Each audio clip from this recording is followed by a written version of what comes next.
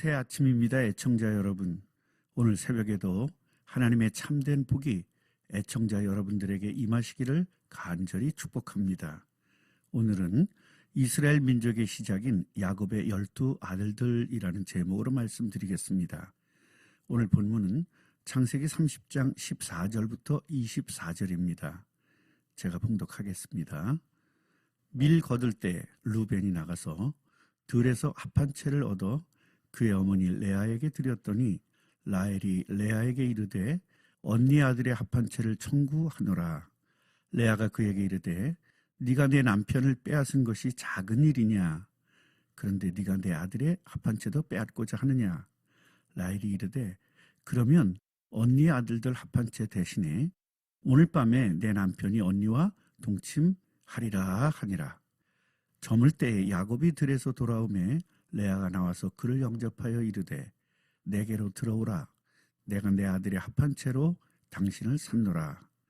그 밤에 야곱이 그와 동침하였더라. 하나님이 레아의 소원을 들으셨으므로 그가 임신하여 5째 아들을 야곱에게 낳은지라. 레아가 이르되 내가 내 시녀를 내 남편에게 주었으므로 하나님이 내게 그 값을 주셨다 하고 그의 이름을 이사가리라 하였으며 레아가 다시 임신하여 6째 아들을 야곱에게 낳은지라. 레아가 이르되 하나님이 내게 후한 선물을 주시도다. 내가 남편에게 5 아들을 낳았으니 이제는 그가 나와 함께 살리라 하고 그의 이름을 스불론이라 하였으며 그 후에 그가 딸을 낳고 그의 이름을 디나라 하였더라. 하나님이 라헬을 생각하신지라.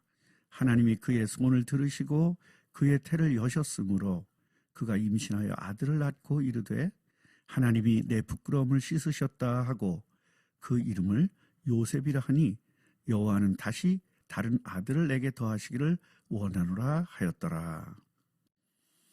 창세기 32장 28절 보면 그가 이르되 내 이름을 다시는 야곱이라 부를 것이 아니요 이스라엘이라 부를 것이니 이는 네가 하나님과 및 사람들과 겨루어 이겼음이라. 야곱의 이름이 이스라엘로 바뀌는 장면입니다. 또 한 구절을 보겠습니다. 창세기 35장 10절입니다. 하나님이 그에게 이르시되 네 이름이 야곱이지만은 네 이름을 다시는 야곱이라 부르지 않겠고 이스라엘이 내 이름이 되리라 하시고 그가 그의 이름을 이스라엘이라 부르시고 하나님께서는 야곱의 이름을 이스라엘로 바꾸어 주셨습니다. 창세기 12장에서 아브라함에게 큰 민족을 이루시고 아브라함의 이름을 창대하게 하시겠다는 약속을 하신 하나님께서는 드디어 야곱 시대에 그 약속을 성취시키셨습니다. 창세기 35장 23절부터 26절에는 12 아들의 이름들이 나오는데 제가 봉독하겠습니다. 레아의 아들들은 야곱의 장자 루벤과 그 다음 시몬과 레위와 유다와 이사갈과 스불론이요.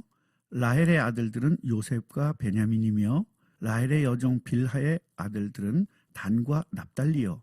레아의 여종 실바의 아들들은 갓과 아셀이니 이들은 야곱의 아들들이요 밧단 아람에서 그에게 낳은 자더라. 그리고 역대상 2장 1절 2절에도 야곱의 12 아들의 이름이 나옵니다. 이스라엘의 아들은 이러하니 루벤과 시므온과 레위와 유다와 이사갈과 스불론과 단과 요셉과 베냐민과 납달리와 갓과 아셀이더라. 이 12 아들은 단순한 아들이 아니라 이스라엘 나라의 12 기둥인 것입니다. 하나님께서 약속을 하시고 그 약속을 지키시기 위하여 야곱에게 이스라엘로 이름을 바꿔주시고 12 아들을 통하여 이스라엘 나라를 세우신 것입니다. 이제 합한체가 등장합니다. 합한체는 히브리어로 두다임이라는 말인데 임신 촉진제 역할을 하는 식물입니다. 이 식물은 3, 4월에 흰색이나 자주색의 꽃이 피는 가지과에 속하는 다년생 풀입니다. 고대 사람들은 임신의 효능이 있다고 믿었고 그 합한체를 가지고 자매가 논쟁하는 장면이 오늘 본문입니다. 루벤이 밀을 추수하려고 들에 나갔다가 합한채를 발견하여 자기의 어머니 레아에게 주었습니다. 그것을 본 라헬은 언니에게 합한 채를 저에게도 나누어 달라고 요청했습니다. 그러자 레아는 라헬에게 내 남편을 빼앗은 것도 모자라서 합한 채까지 빼앗으려 하느냐라며 화를 냈습니다. 이때 라헬은 그럼 언니 합한 채를 주시면 대신 언니가 그이와 잠자리를 하세요라고 하자 합한 채와 야곱을 받게 된 것입니다. 우리가 마지막으로 살펴볼 것은 이스라엘의 기둥인 12아들을 완성시키는 하나님에 대해서 살펴보겠습니다. 현재까지 아들은 8명으로서 12명의 아들이 완성되지 못했습니다. 12아들을 낳아 이스라엘 나라의 기둥을 세워야 하는데 레아가 임신이 멈춘 것입니다. 그러나 합한 채를 통하여 새롭게 임신을 하게 되었습니다.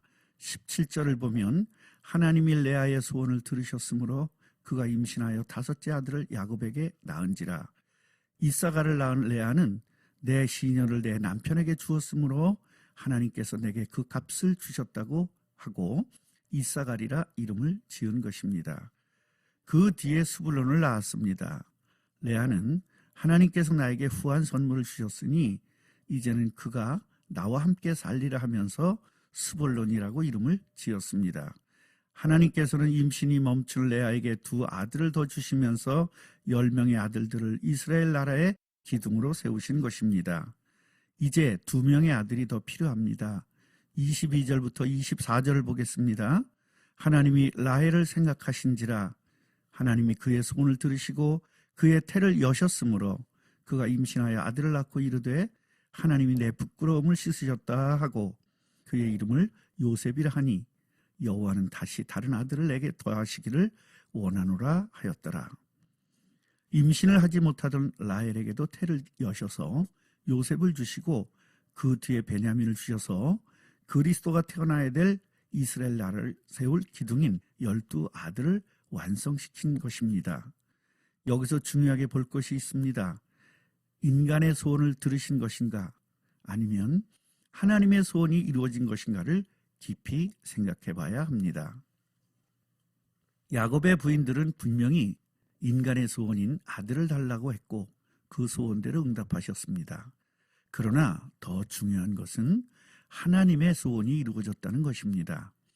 하나님의 소원과 인간의 소원이 딱 맞았을 때 확실한 응답이 오는 것입니다. 기도 응답을 받으려면 하나님의 소원을 이해해야 되고 하나님의 소원이 내 소원이 되어 기도할 때 100% 응답을 받을 수 있는 것입니다. 결론을 말씀드리겠습니다. 이스라엘 민족을 통하여 그리스도가 오셔야 하기 때문에 하나님께서는 12아들을 주신 것이고 그 이유 때문에 야곱의 아내들에게 응답으로 아들들을 주신 것입니다. 어떤 사람들은 기도해서 응답을 받는데 나는 왜 못 받지 하는 분들을 많이 보았습니다. 똑같은 기도 내용인데 내 소원이 있고 하나님의 소원이 있습니다. 그리스도가 이 땅에 오셔야 하는 것이 하나님의 소원이고 그 소원을 야곱이 이룬 것입니다. 이제 우리는 재림을 준비해야 합니다. 하나님의 소원은 예수님께서 재림하셔서 새 하늘과 새 땅을 주시는 것입니다. 하나님의 소원에 내 소원을 맞추어 기도하면 분명히 응답을 누릴 것입니다. 하나님의 소원대로 땅 끝까지 증인이 되시기를 간절히 축원합니다. 아멘.